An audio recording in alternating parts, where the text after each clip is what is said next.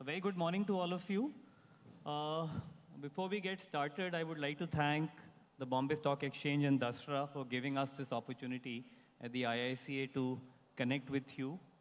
And I guess it's extremely exciting times now with the bill getting notified and the rules also coming through on the 27th of February, and the launch begins from the 1st of April.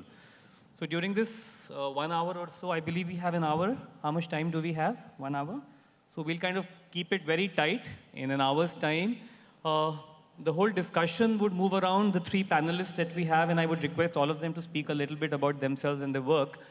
But once the discussion begins, broadly, what I would like to do is to speak about two broad areas covering the Act and the rules.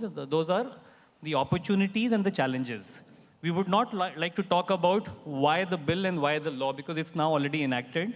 And we at the IICA now are preparing, and in fact, we keep saying that our gunpowder is now ready for the rollout. So as we weave in the discussion, I would also like to present before you the programs and the trainings and the various schemes that the IICA proposes to launch from the coming month, and how we propose to interact very closely with the Indian corporate sector as well as the civil society. So before any much ado, I would request Noshir to kind of, in fact, first the panelists to quickly introduce themselves and then speak a couple of minutes about their work. Okay. They need to go to the mic there, or they can use this mic. How does this work? I think I'm tuned on. Oh, they have something. Okay. All right. Thank you, Nikhil. To begin with, I think this is a historic piece of legislation. And corporate India has received it with mixed feelings. There are some who feel that we've always done this. Where was the need for this to be made mandatory? Others think this is one more quote-unquote charity tax upon corporates. I think we are way past that stage to debate on that, as Nikhil very rightly pointed out. I think we have to look at the bigger picture, that India is a country that has several needs. And let's see this as an opportunity for corporates to really engage themselves in what I will not say CSR, but sustainable development. I think, and CSR is merely a component of sustainable development. If one goes even into understanding what CSR is, and I think the father of CSR is Archie Carroll, and he speaks about a CSR pyramid, and he speaks about 4 layers of that pyramid. And I'll share that with you. You can Google search this pyramid anytime you want. But he speaks about, at the top of the pyramid, that a corporate has, number 1, philanthropic responsibilities. That is, contribute resources to community and improve the quality of life for all stakeholders. It speaks about that as being on the top of the pyramid. It speaks then about ethical responsibilities. That is, an obligation to do what is right, just, and fair. And as the Hippocratic Oath says, first of all, avoid any harm. That becomes the second layer of the pyramid. And third is about legal responsibilities. Obey the law. Law is society's codification of right and wrong, and therefore play by the rules. And then finally, he speaks about the economic responsibilities. That is, of course, be profitable, because it's the foundation upon which everything else that I've said before rests. And that is the pyramid we need to keep in mind even today when we think in terms of CSR and sustainable development. Just one more point that I need to make in this regard is, when we think of what is the opportunity, when we think of opportunity, we need to think of the 5 W's, if I may say so: the who, what, in fact, when. Noshir will come to the opportunity next, so we'll just go one by one. Sure. Sorry so I'll leave it at that. Interject sure. over there. So in fact, while the panelists speak out, I would like all of you in the audience to start making some notes also. So you will find me, I'm basically a school teacher, so I'm going to be moving around the audience. And please make some points of questions that you may like to ask, because we just have an hour's time. All right? So just write down your name, your organization, and the question along with the name of the person to whom it is directed. So thanks a lot, Noshir, for the initial comments. Carmen, your points. Thank you, Nikhil. My name is Carmen Perez. I'm from CECP, and we're so happy to be here, honored to be with the panelists, and honored to receive the invitation to be here from Dasra. I want to give a little bit of an introduction about who CECP is. So my comments throughout the panel can kind of be connected back to what our perspective is on the CSR issues. CECP's mission is to create a better world through business. We're a coalition of about 150 CEOs who believe that societal progress is an essential measure of business performance. It's the largest companies, primarily in the US, a few from abroad, Coca-Cola, Walmart, Vodafone, JP Morgan Chase. And these CEOs are taking a leadership stance that it's important for the company to embed CSR within the corporate strategy and mission. I think my mic, am I back? Okay. So how do we do that? CECP is a convener. We bring companies together to learn from each other. We celebrate their good work and initiatives, and we provide consulting for them. We're a 10-member team. We're a nonprofit organization united around this mission. We also have a big piece of our work around measuring progress, making the business case for CSR, and tracking trends.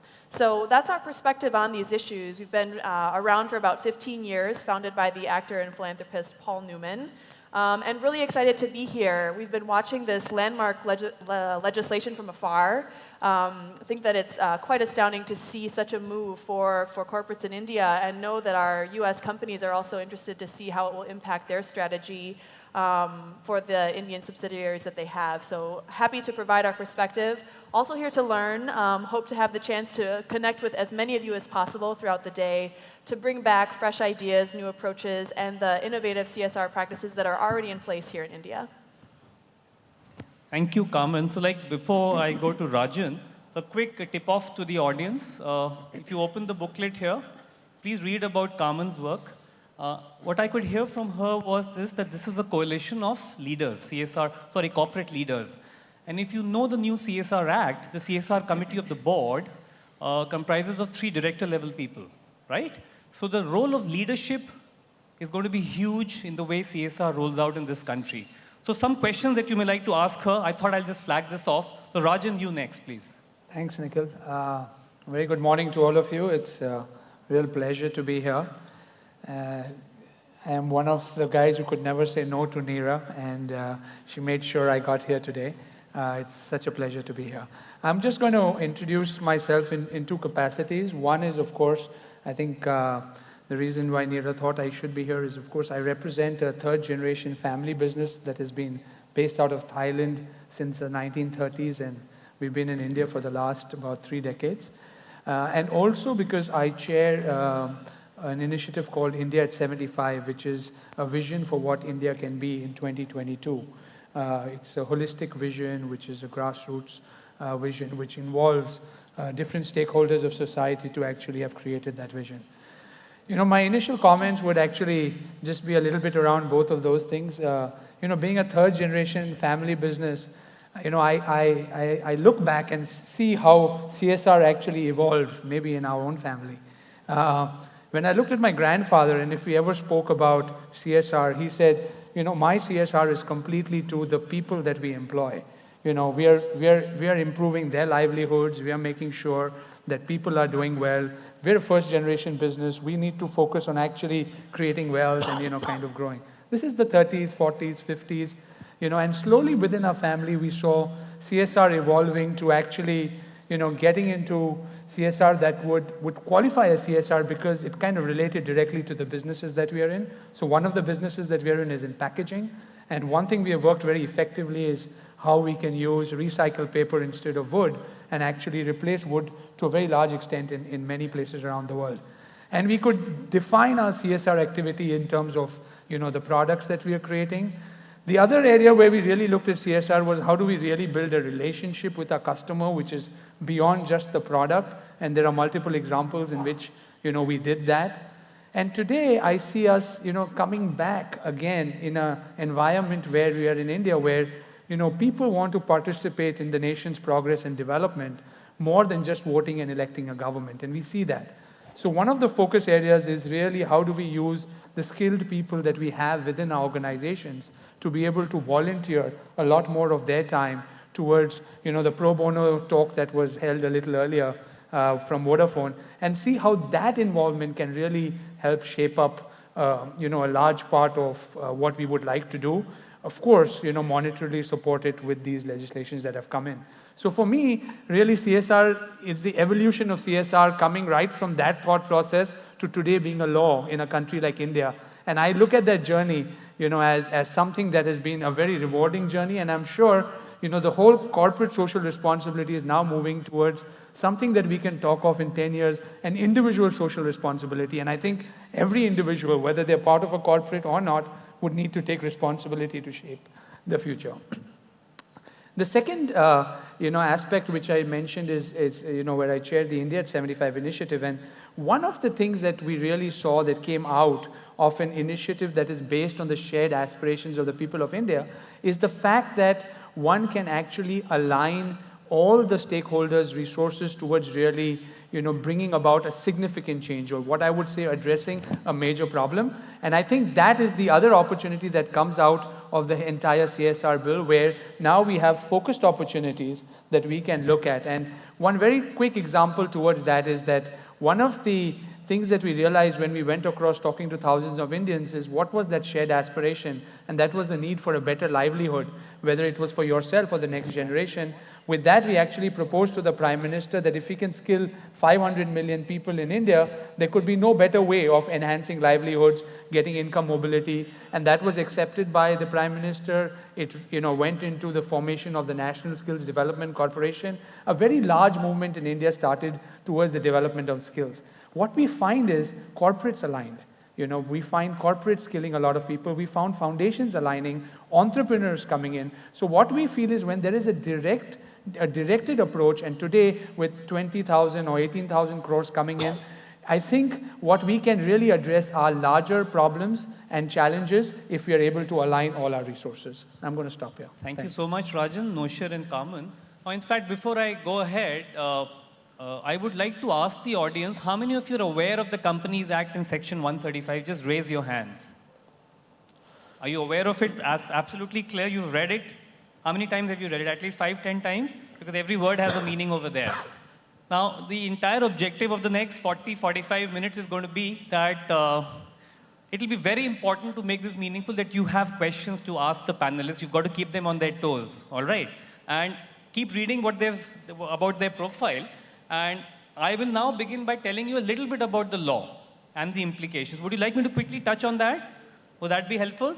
Okay, so I'll spend about the next 5 minutes briefing you about the law and some of the crux points of the rules that have just come out on the 27th of February. So, are you all aware that we have a new Companies Act, which is Companies Act 2013, which replaces the Companies Act of 1956. Now, for the first time, there is a new section called 135, which elaborates corporate social responsibility. So there are, if you see broadly, there are certain qualifying norms. You have to be any one of these three, falling into any one of these three conditions, which is a 1,000 crore turnover company, a 500 crore net worth company, or a 5 crore net profit company. There's an or in between all of them, or this, or this, or this, not and. Very important to know this. If you do this, and we've done some data mining now, there are 16,200 and some number of companies which are qualifying to do CSR. Please make a note. I'm going to give you some very startling facts in the next 5 minutes. You've got some 16,200 odd companies, but maybe you can say 16,000 plus companies. Now, they would be spending about 20,000 crores, which is available. They may not spend it, because spending is not mandatory. Reporting is mandatory. So, but organizations like the IICA would play the role of an enabler. I'll talk about what IICA plans to do to see how this money can actually go into the sector. Because if it doesn't get spent, which the law allows you to do, it doesn't reach the beneficiary. Having said this, you should not just be spending because you have to spend it. So about 16,000 plus companies would have around 20,000 crores of rupees to spend. Now the interesting data over here is this. About 14,000 of these 16,000 companies, their CSR budget is less than 1 crore of rupees. This is very important. I'm going to repeat this. About 14,000 of these companies, which are qualifying, have their, as per the formula of 2%, their budgets would be up to 2 crore rupees. And out of these 14,000 companies, let me give you another very interesting data. About 13,346 companies, the budget is up to 50 lakh rupees. So out of 16,000, around 13,000 companies, the budget is maximum 50 lakh when we apply the formula of 2% of average net profit over the last 3 years. So there is a huge message over here that if this is not aggregated, if collaborations are not looked into, if somebody doesn't act as a fulcrum to guide the whole process to roll out, we may have scattered work happening and not collating to bring about larger change at scale. In fact, this is one of the programs, in fact, one of the strategies that the IICA is going to be doing, and I'll talk a little bit about this. So I've just mentioned some of this data, 16,000, 20,000 crores, a little bit of this. Now let's come to implementing agencies. There are more than 3 million implementing agencies in India. And if we do a rough calculation, that a good NGO should be able to absorb around 20 lakh rupees. You still need a lakh of good NGOs in the country to spend 20,000 crores. You need a lakh of good NGOs to spend 20,000 crores through 16,000 companies, where 13,000 have a budget of about 50 lakh only. So this is very important to keep in mind. So in fact, the IICA is doing a lot of this data analytics also, so that we are able to inform you how you need to go about and then start developing your CSR policies. Because if we don't inform you and you just go about doing knee-jerk work, it may not result into impact that you want to do. Now, this is, okay. So when you want to do CSR, you have to have money. You need to have NGOs. You also need to have trained professionals. You may have the money, but you do not know how to monitor the spend, because now monitoring is part of the law, if you see. It is going to be embedded into your policy. You will be very scared to spend if you do not have a mechanism to monitor that spend and then measure impact subsequently. And the last part is that you need to have projects. Unless there are projects, you may have money, you may have good NGOs, you may have staff, but there are no projects. So unless you have good projects to put your monies into, how do you go about it? So I'll quickly spend the next 2 minutes just to tell you what the IICA is doing, and then we'll initiate the discussion, so that you are aware about the law, the implications, what the IICA, we are calling it a war strategy that in fact we have developed back-end, prepares to roll out from April onwards. And depending upon from where you are coming, please start writing your questions with the expertise that is there on the dais. So at the IICA, we are setting up 4 verticals within the National Foundation for CSR. The first vertical is we are going to be setting up a National Implementing Agencies Hub. You must have heard about the TIS Hub.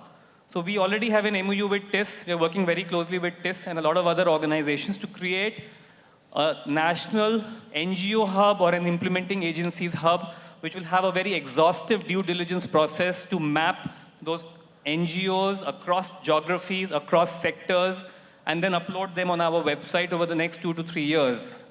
Number 1. Number 2, the second vertical is a CSR data portal, where, because reporting is now mandatory from 31st March 2015, they're going to get 16,000 plus CSR reports, which is now mandatory. The rule has the format.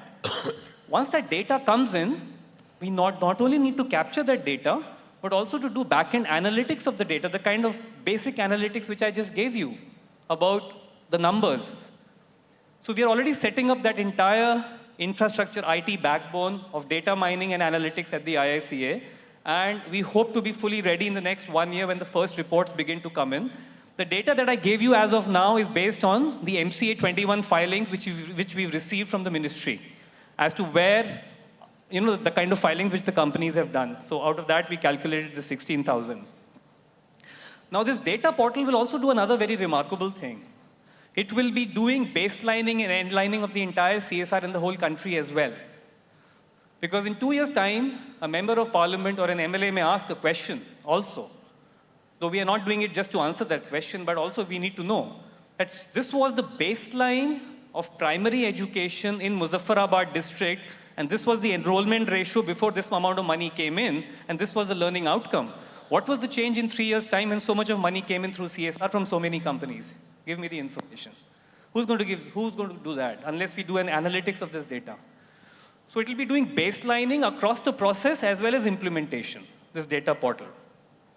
The third one is called learning and development, and in fact, I'm heading that vertical. There are other 3 colleagues of mine who are working very closely with the Director General at the IICA. The third is the learning and development vertical, which will take up the entire gamut of CSR trainings and consulting work. And we will be setting up a development sector practice at the IICA to work very closely with these 16,000 companies who are free to access our services.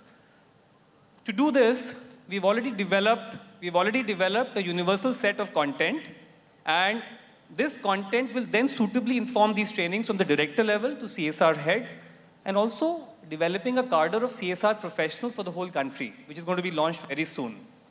And then there will be a huge chain of services right from policy making to reporting. And last but not the least is a collaborations portal, which I would like to really share with you today. Because of this data that I gave you, partnerships and collaborations will become very meaningful.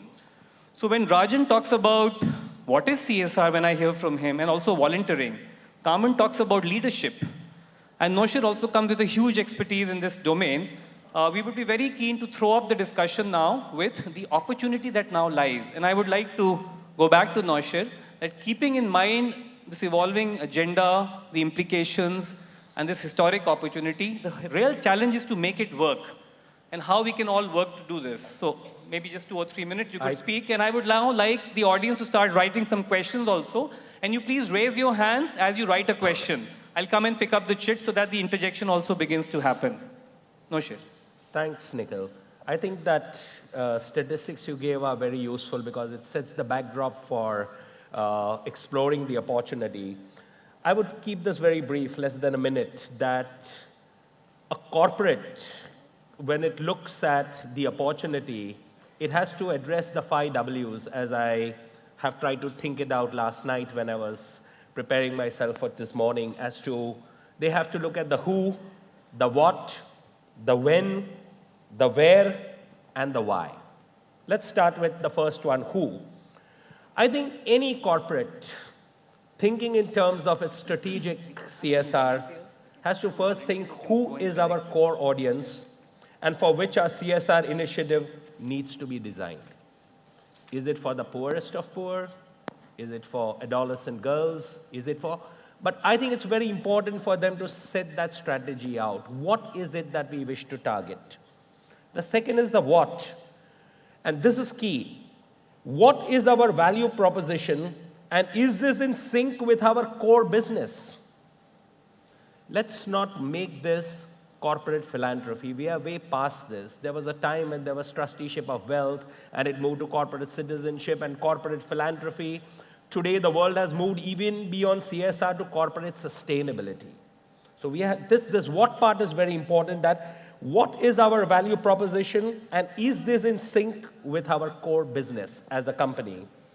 Then the when part, and this again is another key component, that when did our competitors, if you are talking of a company, or if you don't want to use the word competitors, when did our peers launch their CSR initiatives? You know that many companies have launched their CSR initiatives even 100 years ago. Do we want to be distinct from them? That's one cutting edge you can have, that let's do what no one else is doing. Or can we have a collaborative effort? And the Act is superb in this regard. The rules are even more superb, where it talks about collaborative action, where you can have a common pool to which your CSR resources can be put for leveraging effectiveness. And then there's the where part. And this is again important. Where is that sweet spot for the company through which the company can benefit both the community that it serves as well as the company? Unless this is in sync, it will just become a philanthropy arm of the company. And then finally, the why. Why are we investing in CSR? Is it because the law has mandated that? Let's not punish ourselves on that. It's important to realize that CSR is good for business. It helps in a number of ways. Why do you think certain employees prefer to work with certain companies which are CSR compliant long before the law came? Why do you think people prefer to invest in the stocks of companies that are CSR compliant? And this investing choices in the US are based upon these parameters. So there are a number of benefits of CSR, and this is the point that companies need to inherit. About the opportunity that you would like, especially keeping in mind your area of expertise. You talked about case studies, as well as the leadership, because you're working with so many leaders. And now that policy making is going to become so important, what would you like to, kind of share? I think in the opportunity space, that's what CCP focuses on all the time. So it'll be hard for me to select kind of a few key opportunities that companies have when increasing their CSR. I am a data person, so I would love to spend a lot of time throwing numbers to back up all these statements, but I'll just share one that we found in our research from the previous year. So each year, companies report to CCP on their total contributions on a wide range of topics. But something that we saw, which was quite striking, was that in 2007, about a fifth of companies, or 22%, were giving 50% or more of their total giving to one program area. By 2012, that had increased to a third of companies, 33%. We think this is quite significant because the numbers are telling us that companies are increasingly strategically focusing around particular program areas. They may have a particular focus that's an issue of importance for the company, presents a risk for the company, presents a key area of expertise for what the company can offer based on their corporate assets. But we see that this focus on one program area is something that changes, and it's something that we find in the data, which is a way to say that companies are finding strategy and connecting it back to the core business strategy. So that's one key opportunity that all should consider when they're increasing CSR investment. Connected to that is another opportunity, I'll use a case here, which is that we see philanthropy or CSR spending as R&D, research and development. An example there is from Johnson & Johnson. They created a philanthropic relationship with a garbage picking cooperative in Brazil. The intention of it, and they've reached that goal, is that this group would become a supplier, part of their supply chain to provide some sustainable materials for Band-Aids. But it began as a philanthropic relationship, providing education, providing health services, providing formalization of that cooperative for the workers that has now translated into a piece of Johnson & Johnson's supply chain. I think this is an excellent example of a company taking something that the company needs, having a philanthropic element, advancing society, and creating a win-win for all involved. So that's a good example of value creation for multiple parties and multiple stakeholders. I think another important opportunity for companies to consider about investing in CSR, I was interested in the comment that spending is not mandatory, but reporting is. And this is actually a benefit for businesses. Two PR firms, Cohn and Nielsen, publish studies every year on what is the consumer perception of companies that align with particular causes. Both of them found that consumers are willing to spend more to align with companies that can connect with their values. Nielsen found that consumers are willing to spend more, and Cohn found that the consumers will seek out companies that align with a particular cause. What's interesting, it's a global study. Indian consumers in both studies are above the global average in both of those practices. This is important for companies, those of you who are in CSR head and CSR positions. CCP is constantly helping companies make the case for why they should be investing increasingly in CSR. And these type of studies are what you can take to senior leadership, communications departments, other departments within the company to have them come on board to your CSR strategy, because it's no longer a fringe activity.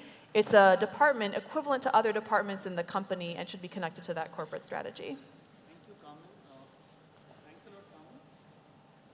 Thank you, Carmen. In fact, I would request the audience to please write down their names, the name of their organization, and the name of the person to whom the question is directed. It will make it much easier for me. So I think, Rajan, let's do one thing. There are two questions with you. Yeah. Can you use those questions and then convert that into what you have to talk about opportunity? Because then let's start connecting with the audience right away. Sure. So I'll just quickly read the question. Yeah. So And in fact, the name is not written, I think, no? Can you just read the question? one of them, the names, yeah. Ajay, fine. Okay. So there's Ajit Jangiani. So Ajit, where is Ajit? Yeah, please. All right. Okay, so your question is how much hope do you have for collaborations, especially private-private, foundation-foundation? In my experience, it is not the case. And So, the second, no, just okay, maybe take the okay. first So, one first. so just to give you my point of view on that, I think the opportunity for collaboration or not collaborating is not a choice. I strongly believe that the interconnected world that we live in today, there is just no option for anybody or any company or any organization that really wants to step ahead. I think the whole ideology of competition moving to something of a cooperative, there are tremendous terminologies that are coming around. And if you look at the whole global change, the whole sharing economy that is coming around in business where people are not really looking at doing things in silos or even owning things, but actually sharing resources, I think collaboration is really a key word for the next 2 decades for the world as we move. So I don't think it's a choice. But just to give you some very concrete examples, you say especially private, with India at 75 itself. I mean, if you look at the kind of alignment that we have been able to bring together just within private enterprises in India, I think it has been pretty extensive. So, we have a 11-member trustee board, which of course I'm part of, but we have Adi Godrej, Cyrus Mistry, Rahul Bajaj, Narayan Murthy, Deepak Parekh. So we are able to bring different leaders from different private enterprises, leading private enterprises in India to actually come together to say, yes, how do we realize a shared vision for our country? So I think the basis for collaboration has to be very strong. We need to realize that are we really moving towards the same goal? And I think establishing that for India is a bigger challenge than actually then moving towards it. So, and there are many techniques by way of which one can actually do that. And the Planning Commission, the Government of India, has actually launched a very strong initiative which we worked very closely with, is the India Backbone Implementation Network, which really is a methodology of change like what happened in Japan, whether it was the TQM movement or we look at Pimandu in Malaysia, on how do you convert confusion to coordination, contention to collaboration, and intention to implementation. Rajan, I mean, that's the only basis in yeah. which it can happen. I'll just kind of interject here. That was Aditya is the name? Pardon? The name of the person who asked? Ajit. Ajit, huh? Where are you, Ajit? So I'm just reading out Rule 4, subclause 3. All right, it says a company may also collaborate with other companies for undertaking projects or programs or CSR activities in such a manner that the CSR committee of respective companies are in a position to report separately on such projects in accordance with these rules. So now it is extremely important that collaboration gets embedded into the CSR policy of companies if you want it to succeed. So if you can take this up with the organization that you want to work with, that will be very important. But critical is that once you collaborate and the monies pool in, each one should know where their monies are getting spent because they have to report. That's the critical thing. Eh? So let's go to the next question. Carmen, we'll come back to you, Rajan. Eh? Yeah, you sure. could take any one of them. Carmen, Just one quick point on that. Yeah. Also within our companies, Ajit, we find that as we are addressing CSR, we find the strategy is really more decentralized where we are getting people to collaborate within companies as to what should those goals also be achieved. So I think collaboration is happening at every level. Yeah. And in fact, Carmen, 1 second before I kind of go ahead, please do read the rules and the law. Keep a hard copy always in your file because a lot of answers to your questions are here. You just have to think laterally, logically, and then begin to take action. And wherever you think you want to get back to us, we are there to help you. Yeah, Carmen. So I can take a question from, and forgive me if I mispronounce your name, Jobina Badnagar from BP, who asks... In fact, Carmen, 1 sec. We have to now quickly rush up also because we'll keep about a minute per question. Okay. How did the conversation develop on aligning the definition of outputs between CEOs and NGOs? And I picked this one first because I think this is a topic where collaboration is incredibly important. It's a pain point in the US still to talk about impact measurement in a meaningful way. And this is the case where we see companies saying that when they bring NGO partners together for a discussion of what outputs are the best to measure and report on, they find the most success. That's collaboration, not among corporates necessarily, but with their partners. And so there's exciting collaborations that we find, Scaling Marketplace, the Peer Performance Exchange, around certain social issues with an evaluation piece built in. And if you do defining the outputs and the outcomes at the beginning among the company, but with the NGO expertise, you can find a really good meeting place. So that's what I'd say to that question. So whose question was that? Because that's important. Jobina Bhatnagar from BP. All right. So your organization, ma'am, has the organization name been mentioned there? Another question? No. Her organization's name. I wanted to know. I think it says BP. What is that? British Petroleum, huh? All right. Thank you so much. Noshir, you could take one of the questions. Only one? Or Yeah. To begin with one, and then we'll try and kind of, because you're just getting too many questions. I'll take the one, I think this is a good one. I think it came first from Corina Gardner. Will it only qualify as CSR if funds are given to NGOs? No, I don't think so. If a company decides that it wants to do things directly on its own, it can certainly do it on its own. In fact, the new rules make a provision for spending 5% of your CSR budget on actual training. And that training could be capacity building for your own company staff, perhaps your employees, etc., to be trained in implementing the CSR themselves. Or, of course, you could also spend that amount in training NGO partners in effective CSR implementation. So since I've been given only one question to answer. To begin with, because then we'll keep kind of moving through. So while these answers are being made, if anybody wants to make an interjection by raising their hand, please feel free to raise your hand so that we can put a counter to what they've said. You would like to say something, sir? Yeah. I'm Sundar from Mastech. And the question is that, with all this law and all this money becoming available and all the regulations, are the NGOs ready? We don't even have, most NGOs are not even, I would like to know the statistics of the number of NGOs that are even ready to report back and have the capability to absorb any kind of money.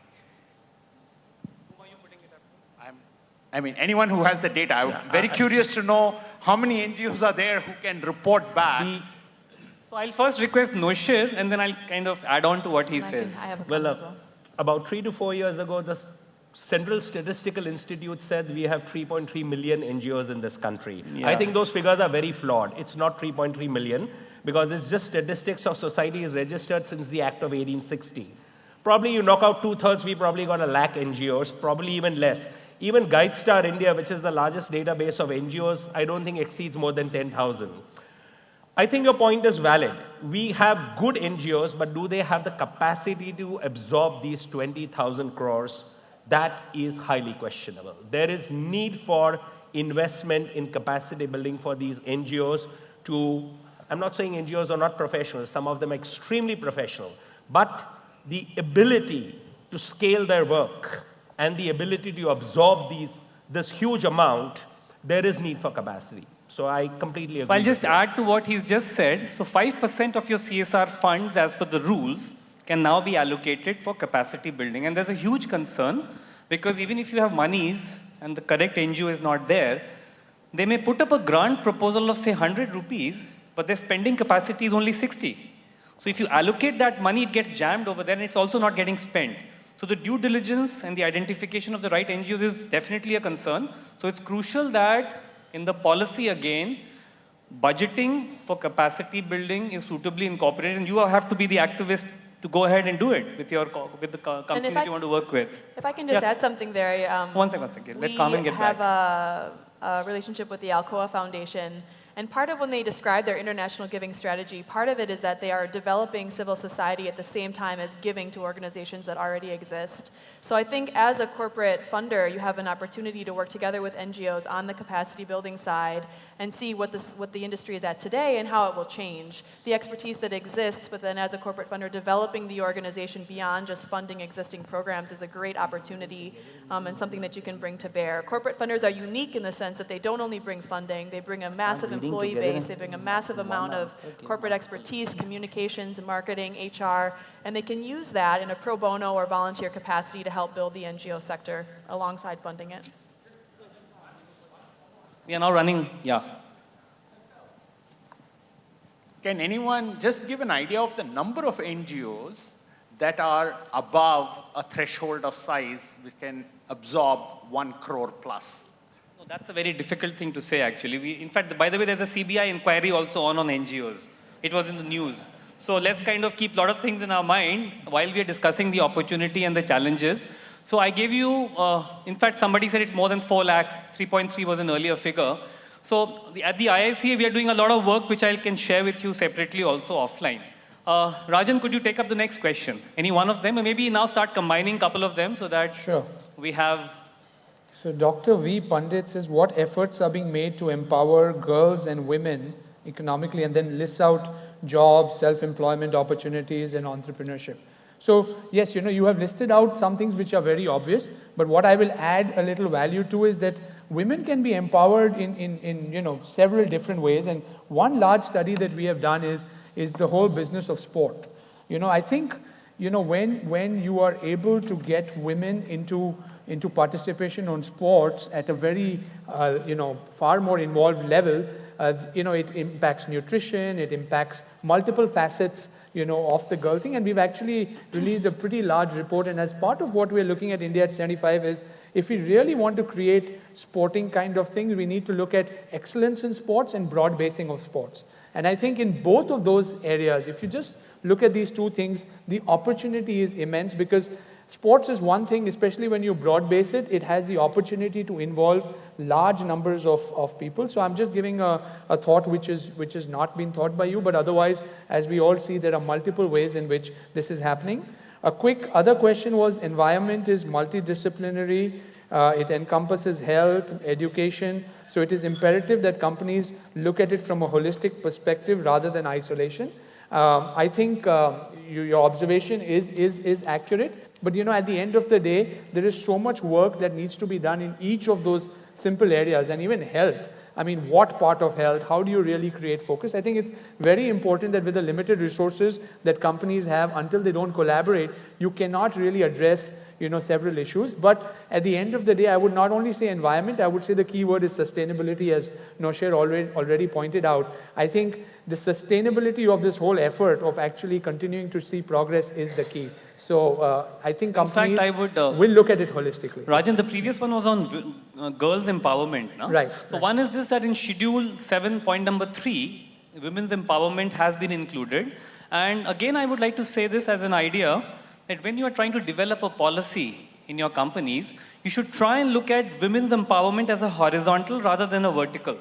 Because if it's a horizontal, then it cuts across education, vocational training, disability, whatever. And if you look at it as a vertical, then it can have a silo kind of an effect also. So just a thought process which I thought I'll share. So Carmen, maybe you could take the next one. This question is from Raj Gilda from Lend a Hand, India. And Raj, where would Raj be? That'll be good if you can, yeah. Given the extensive history of CSR in the US in various ways, looking back, what do Indian companies and NGOs learn from the US counterparts in this experience? I think that CCP identifies a few things which are sort of pillars of excellence around CSR programs, and many of them are built into the regulation, so that's an exciting thing, I think. That one of them is CEO leadership in the law at the board level, but having CEO leadership and investment is a really important way to ensure that the programs are built into the company and therefore will sustain. I could give some examples of that. One recent one is CVS, a major pharmacy and drugstore in the US recently the CEO made a statement that they'll stop selling tobacco and cigarette products. Having leadership at this level make a decision like that, which reduces corporate revenue, but is aligned with their principles, probably from their CSR strategy in many ways around being a health-oriented company, and that's quite significant to see that type of change. Another is measurement. Beginning programs with measurement in mind, defining what areas you'll be going into, what will you be tracking and reporting, and how can you compare that with other companies in order to advance and learn from others. And innovation is another. We know, we joke sometimes at CECP that companies are all interested in collaboration if you want to join their initiative. There's a strong sense among corporates to have a piece of ownership, to be able to say that this is what their project is. So I think collaboration around an issue, finding where the company can provide some innovation and own a piece of that is probably the best strategy there that companies can come together around. So fine. So Noshir, you could take the next one. Yeah, this one is pretty straightforward from Shoma Bhanse. Shoma, where is Shoma? All right, yeah, fine. The Millennium Development Goals are about to expire at the end of next year. India is lagging in achieving certain MG goals, so particularly maternal and child health. So Yes, of course, I think this particular act makes a reference to maternal child health. I mean, even if it's not in a direct form in the rules, there is an indirect reference to that, and I think there is scope for that. The second one is from a gentleman called Akhilesh Sarathi, and questions how can commercial objectives of company be mixed with CSR? I think you probably misunderstood what I was trying to say, that it's not about commercial interests of the company. What I was trying to say is that doing CSR is good for the company. And to highlight just two things, and Carmen would also bear me out in that, that when a company is CSR compliant, irrespective of the act being there or not, it attracts good HR, it sustains good HR. Companies feel proud of being with companies that work beyond just business. People make stock options based upon companies being CSR compliant. So what I'm trying to say is CSR is good for the company. And in a sense, if you say that's also something good for the company's profitability, yes, I would go further and say that being CSR compliant could end up making a company more profitable if one wants to look at it from a profit angle. So that's what I meant to say in that regard. And this one is from Gims Andrew of Sahara India Parivar. I think that side. Yeah, no, sure. That side. He's sitting there. Right? Oh, yeah. So many promoters and companies prefer to do philanthropy and not talk about it. The left hand should not know what the right hand is doing. With the new CSR, how will this be, or rather he's saying this will be the opposite of that. I think it's the way you want to look at it, the glass being half empty or half full. The way I'm looking at it is probably it might create a healthy competition to do good CSR. It's good. Yes, I understand the Indian tradition is of silent philanthropy, that let's not talk to people. But I think we have come to a stage when the needs of this country are so huge that if one talks about good examples of CSR, that doing CSR made this impact to this country, because we were CSR compliant, it did good to this company, then I think this act is actually adding value to it, rather than taking it away from the tradition of let's be silent about our philanthropy. Thanks, Noshir. What I'll do in the next 2 minutes, I'll take a couple of questions which have been fired at me rather. So this is, one is Mr. Rola. He asks about public sectors having already been doing CSR because of the DPE guidelines. You're talking about collaboration, no? So very much so. In fact, the IIC is already in negotiations with a lot of companies. We're trying to identify good projects which have shown merit on the ground and which have potential of scale. So we are already getting people to come together, and we'll be uploading some of those projects on our fourth vertical, which is the cloud vertical, so that people can see, and if it matches their policy for spending, they can start working with us, whether public or private. All right. Now we have a question on, this is again Venkat, whether it is 2% is PBT or PAT. So this is neither PBT nor PAT, and in fact, we are working out the nitty-gritty as per section 198. One has to now go deep into it, and we're coming out with the calculation as to how you will actually arrive at the 2% figure.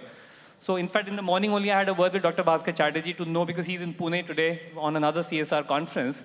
So we are going to be finalizing this very soon, but it is neither this nor that. There's an entire detailing if you see section 198. So it has to be arrived at. Yes, absolutely. Yeah, correct. So this takes care of this. Then this is, what are your views on initiatives that may not be covered by the Schedule 7, volunteering, engagement, etc.? This is, the name is not written here. Can implementing agencies be only NGOs, or it can be for profit companies also? That's yours? Your good name? Rajendra. Volunteering can be part of CSR activities as long as they are part of projects that you want to list in your CSR policy. Because every is written projects and programs, so volunteering can no longer be knee-jerk.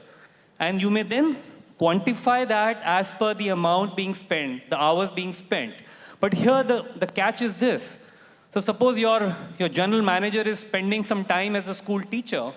So what cost would you like to budget? His part of the CTC as per man hour, or the school teachers? That's important to keep in mind. Otherwise, uska CTC mein pura CSR spend nikal jayega aapka. That's not permitted. So your policymakers will have to be very mindful when they do such stuff, but we would be very keen that you encourage it, because in a lot of companies, especially technology companies, associate volunteering is a very, very important component of, part of motivating the staff. So that takes care of this. And somebody's asking me about preventive health, why mention that? So the very valid question, why the word preventive is coming over there, and what about curative? So in fact, we are in back-end discussions with the ministry in the next maybe a week or so. Certain clarifications and FAQs will be arrived at, because the idea is not to restrict your larger thought process. And if you see Schedule 7, point number 10 used to be earlier anything that may be prescribed, and that has been removed. And instead of that, I think rural development projects has come into that. So the question that is being asked repeatedly is the CSR policymaker now going to have freedom to decide beyond what is given? So that is another thing that we are working on again with the ministry, because the IICA, we are a think tank of the ministry. We are not inside the ministry. We are one of the players who have been part and parcel of the entire rule-making process. So we'll get back to you on that as well.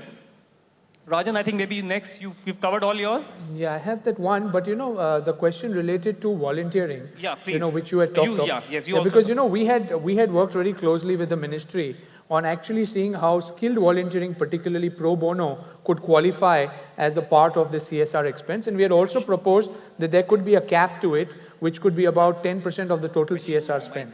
And I think what we got as feedback was that earlier the board had the authority to actually define that. But when the notification came, the board's definitions would have to be restricted to those items that are mentioned in the schedule, but with a very clear understanding that whatever pro bono work goes towards realizing any of those initiatives can be qualified, and there are multiple metrics on how to define that monetization that is actually being looked at. The US has about 5 or 6 different ways, and we are kind of working with them to see what would be the fair way. There's no one answer yet, but there is work happening on that. And in fact, the crux is that volunteering should add value to the outcomes of a project that you've defined, for which you are allocating some spend. It should not be knee-jerk. And as long as you can then monetize it, maybe by some formula or a model, and the policymakers are fair and okay with it, then it's okay. All right. I'd just like to comment on that if I could, because CCP worked together with the Taproot Foundation on creating a definition that we use. And pro bono service is quite distinct in that it's a donation of a service, the skilled time of employee volunteers, different than all other types of volunteering. And we do include it in our total giving reporting for that reason. So pro bono kind of stands apart and is part of what would count for CCP standards in the US as total giving. I think that's also something that we see a lot of as companies become more strategic, is that non-cash, what we call non-cash giving, product, service, pro bono increases. That's a sign that they're thinking across the company and everything they can contribute. So I think that pro bono service is an important issue and one that should be considered. So actually, the report that on which we have used is also with Taproot. So we've actually defined that, and we probably use that. And that'll be released, I think, later today here as well. Noshir, you have... So I have just one left. It's from Corina Gardner. Will it only qualify as CSR if funds are given to NGOs? Or could funds also be spent in support of social enterprises? Social enterprises are of 2 kinds. One is the non-profit kind and one is the for-profit. Both models work, and indeed there are hybrid models also. I think the rules, the way I have read it, do provide scope for working with social enterprises also. Probably, certainly, I would think the non-profit ones, social enterprises, or even the hybrid ones, but I wouldn't even rule out working with social enterprises which are working on a for-profit model, but ultimately achieving social good. And just 30 seconds on this, that I think any partnership that you need to have, or any policy that the company writes, I think you need to keep the angle of sustainable development into it. And there are just 3 components to that. That the components of sustainable development are social. Ensure that it addresses a social issue. It addresses the economical issue with the partner NGO, which is addressing, as also it should make economic sense for your company. And of course, can't forget the environment. So you keep these 3 factors in mind: social, economic, and environmental, which are the 3 components of sustainable development. I would just like to add to what Noshir has said. If you again look at Schedule 7, incubators is permitted. All right, incubators is one of the permitted activity. And we are again, discussing internally to get back to you all as to in what way maybe social business projects could be supported, because a couple of other questions are also over there on this. So we'll get back to you on this. Somebody has asked me about shared value, why it has been removed. This is Anis Mohammed. Yes, Anis. So, the thought, I guess, with the law ministry, because once the rules went away from our side to the corporate affairs ministry, they then went on to the law ministry as well. So, while we are still trying to understand some of this, my thought on this is this, that in order to remove any gray areas to start with, they have thought of doing away with it, because a lot of organizations tend to do business as usual, and then they begin to call it CSR. So how do you hyphen off the social benefit? How do you monetize that? Because that is what you're supposed to report now. But let me also tell you another thing. The rules are not, cast in stone. So they may change over a year's time, depending upon the feedbacks from the ground. I guess that takes care of all the questions, or anybody else has a question or anything else to say, because we then also have to wind up. I have a couple of more questions also. Vishwas, there's a question from you, Vishwas. Can you just speak it out, because it's too long and I'll take a lot of time reading it. Just take a mic. And to whom is it directed? It's to you, Nikhil, and to Noshir. The one is that the rule doesn't have any mechanism for ATG benefit. Most of the organizations, we are working with the 1,000+ organizations. Most of them are doing some of the other initiative, may not be CSR under ATG. I don't think ATG is spelled out in the CSR rules. A, P. I think even the ministry is not clear at this moment on that. Let's await the budget in July to understand what even the finance ministry will have to say in that regard. So let's just hold it for the moment. The second question is that all the issues are serious, but for given enterprise... Are what? Serious? All serious, because we are in a developing economy. There are about 23 issues which are serious. Girl child is one of them. Okay. But all are not important for serious, I thought. All are not important for the given organizations. So the priority of the issues is something important for the organization. What's your question? What's your question? The question is there any room for, is there any mechanism by which you are entering the priority? Because you want the development. The CSR policy maker of the company, the committee of the board has to decide the priority. And third, which is most important, is that companies which have products which are inherently creating a negative impact, like cigarette, why there should be a change in business process to mitigate an impact. Is there can this be called as the CSR? A cigarette company can spend money on So there is something called preventive healthcare as an activity? No, companies which have products or services which have negative impact.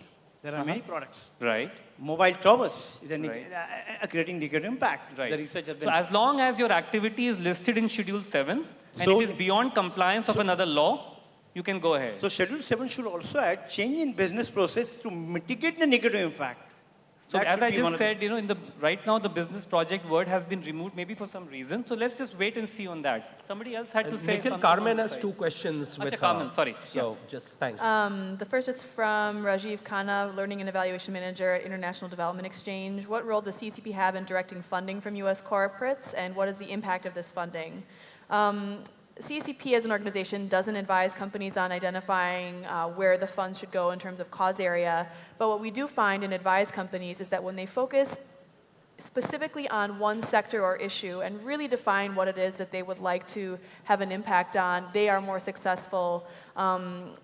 Saying education is not enough. You need to identify specifically within that large sector, where can your company have a particular impact, and then you have more success. What's the impact of the funding? I think that, as I said, is a challenge. Measurement is a major challenge. But what corporate funders should know, and what we advise them all the time, is that you must be willing to fund the evaluation. When you're partnering with an NGO, some funds must be allocated for that NGO to track outcomes, impacts, and have staff behind that effort. From the United Nations Population Fund is the decision on which issue to be determined by corporate priorities or a consultative process of identifying gaps and plugging them. Connected to that is the business connect to shared value important. I think what we know is that when the company sees the business case, as Nashir outlined, and CCP is right behind all of those purposes, it is more likely to sustain in the company. CCP always speaks from that perspective because that is how you can embed CSR within the company and bring all corporate assets to bear for large-scale change. So you may be talking about the role for employee engagement, you may be talking about the value for the brand, but what that leads to is additional funding for causes of choice for the company. So we think that, yes, I think that's we've important. kind of hit the roadblock there. So I think we're going to be ending this here. There were quite a few other questions. Somebody asked whether CTC of CSR professionals is included. It is not, because It is like a vertical, which like a marketing vertical, for example, your salaries are part of a normal central HR pool. The monies need to go into the CSR activities. All right, that's the crunch point, very important. Huh? And we do not want CSR departments to start having armies of people whose salaries become part of CSR spending. So that was in the first case, but having said this, there is definitely a need on this and a lot of representations are coming. So we will be in touch with the ministry on this and we'll soon get back to you as well. But as of now, they are not included. Another question was, I hope capacity building one is clear. The 5% you can spend on training your own staff as well as the staff of the NGOs. It could be 5% of your CSR budget for the given year. I guess that kind of takes care of most of the questions, but still if there are any more questions, then please feel free to connect. I'm also here till the whole day. I'm going back to Delhi tonight. And I would like to thank Nosher, Carmen, and Rajan for kind of sharing their points of view. I think the discussions can continue with them on the sidelines. I would like to appreciate the audience because they were pretty intensive with their questions. There are quite a few questions which are still unanswered, but that is purely unintentional. We have somehow not got the kind of time that is required to take all of them. So thanks to Dasra and the BSc for giving us this opportunity. Thank you all very much.